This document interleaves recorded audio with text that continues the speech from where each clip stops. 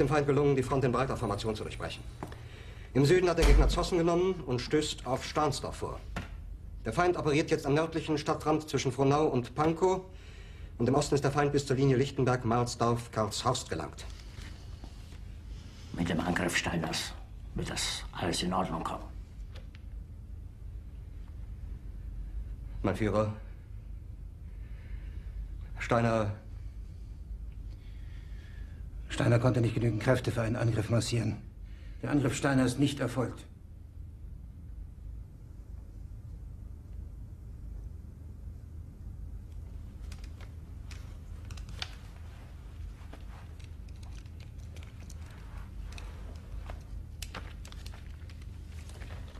Es bleiben im Raum Keitel, Jodl, Krebs und Burgdorf.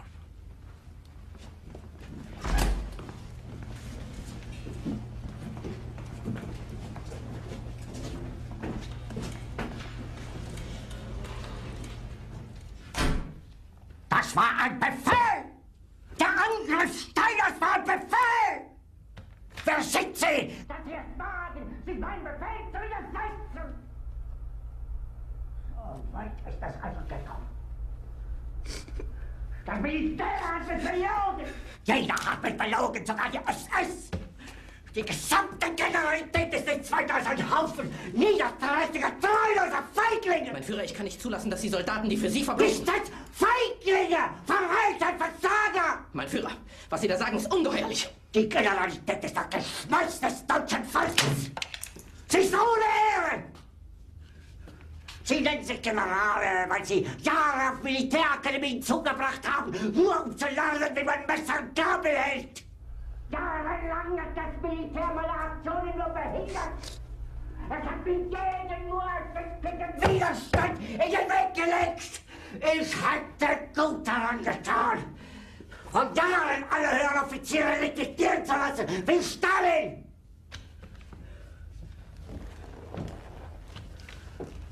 Ich war nie auf einer Akademie.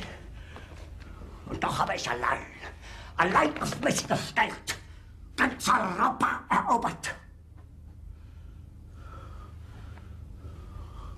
Verräter! Von allem Anfang an bin ich so verraten und betrogen worden. Es wurde ein ungeheurer Verrat geübt am deutschen Volke. Aber alle diese Verräter werden bezahlen.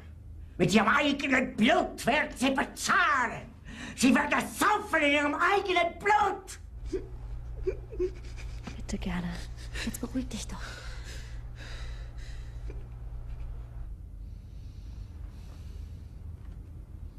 Meine Befehle sind in den Wind gesprochen. Es ist unmöglich, unter diesen Umständen zu führen. Es ist aus.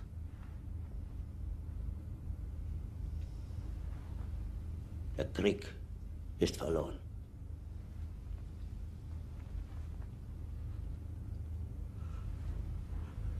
Aber wenn Sie, meine Herren, glauben, dass ich deswegen Berlin verlasse, irren Sie sich gewaltig.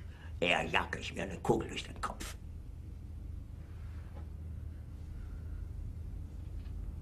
Tun Sie, was Sie wollen.